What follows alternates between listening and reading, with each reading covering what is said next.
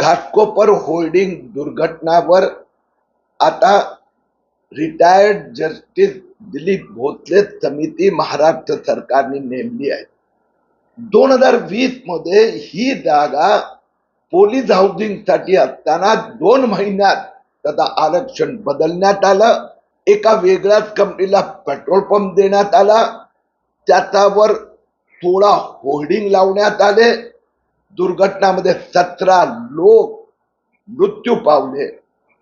ह्या सगळ्यांची चौकशी ही दिलीप भोसले कमिटी करणार आणि याच्या मागे राजकीय असो की आर्थिक असो, आमदार असो की नामदार असो, हे कोण आहे, पोलीस ऑफिसर कोण आहे, ज्यांनी बेकायदेशीर अशा प्रकारचे कॉन्ट्रॅक्ट दिले, त्याचा जनतेच्या समोर येणार।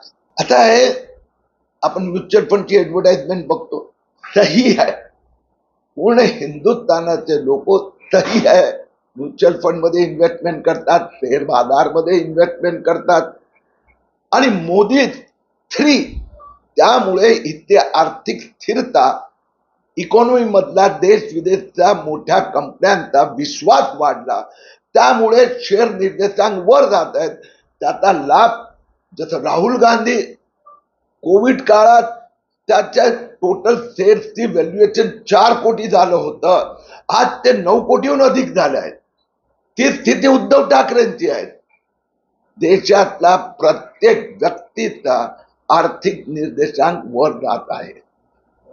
तर एक दुसरा प्रश्न असा आहे की आपण संघाचा गेले अनेक वर्ष काम केलं आहे, आता काय म्हणणं आहे, अभी तो शुरुआत हुई है, आगे आगे देखो लोकांचा कसा आर्थिक विकास होतो। उद्धव ठाकरेंचं म्हणणं हात मिळवणे करणार हे भाजपबरोबर आता कामाला लागणार आहे, त्यामुळे त्यांनी देखील 180 जागा विधानसभेत काम गावात केलेलं आहे। स्वतःला जिवंत ठेवण्यासाठी अशा प्रकारचा अट्टहास करणं हे तर संजय राऊत आणि उद्धव ठाकरेचे विशेषतः आहे। मोदी पुढे जात आहेत, मोदी सरकार दिल्लीत, मोदींना पाठिंबा देणारी सरकार महाराष्ट्रात पण परत पुन्हा येणार।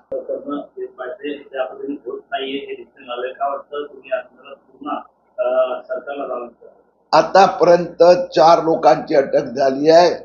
पुढच्या काही आठवड्यात मला विश्वास आहे की महापालिकेचे अधिकारी, महाराष्ट्र पोलीसचे, रेल्वे विभागाचे अधिकारी तिथपर्यंत हा तपास जाणार।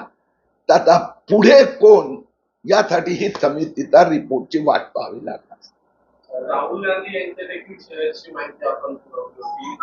राहुल गांधींना किती नफा झाला, पत्रकार परिषद घेऊन त्यांनी मोठं वाहवाह केलं होतं शेअर मार्केट। मला उद्धव ठाकरे आणि राहुल गांधीला एक प्रश्न विचारायचा आहे की देशभरातले लाखो म्युच्युअल फंड, 22 कोटी रुपये म्युच्युअल फंड मध्ये 22 लाख लोकांनी इन्व्हेस्ट केले। आजपर्यंत हायएस्ट मंथली इन्व्हेस्टमेंट 34,000 कोटीचा म्युच्युअल फंड मध्ये मे 2024 मध्ये आला। आज mutual fund asset under management 58.59 crore आहे, highest in world, highest in India. याला काय राहुल गांधी आणि उद्धव ठाकरे शेअर बाजारचा घोटाळा म्हणणार? राहुल गांधीजी 2023 मध्ये गेल्या वर्षी जे शेअर्स होते त्याची व्हॅल्यू होती 3.25 कोटी रुपये आणि त्यात 3.25 कोटी ते आज 6.25 कोटी होते, आज 9.25 कोटी झाले।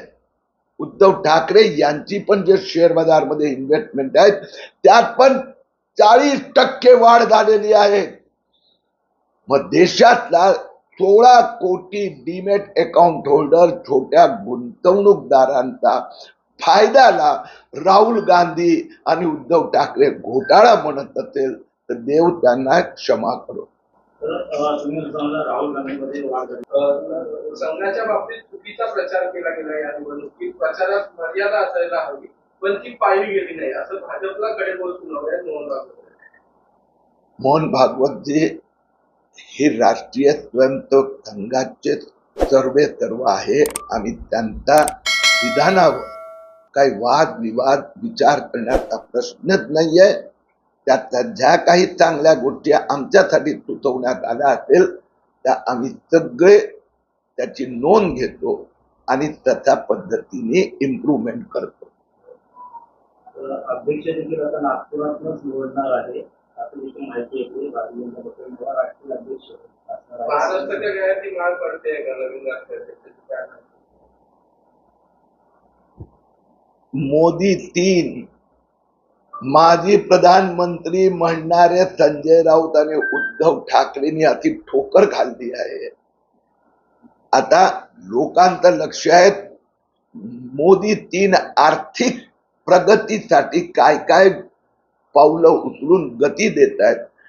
भारतीय जनता पक्षाचा अध्यक्ष असो, महाराष्ट्र विधानसभेचा सामोरे जाण्याची व्यूहरचना असो, ती आमची आपापसातली आतली बाब आहे. विधानसभेत पण भाजप महायुती महाराष्ट्रात पुढे जाणार.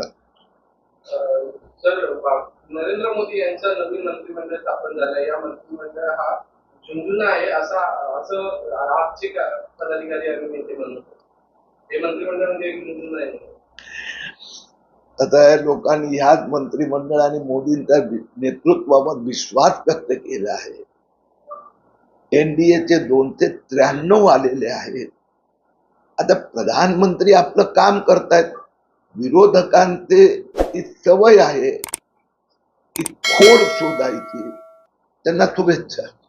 सर, शरद पवार म्हणाले की मला आत्मा म्हणाले ते आता घटकचे आत्मा म्हणाले ते आता तुमच्या पाठीमागेच असणार आहे असं देखील सांगितलं. कायम राहणार होता, सोडणार नाही.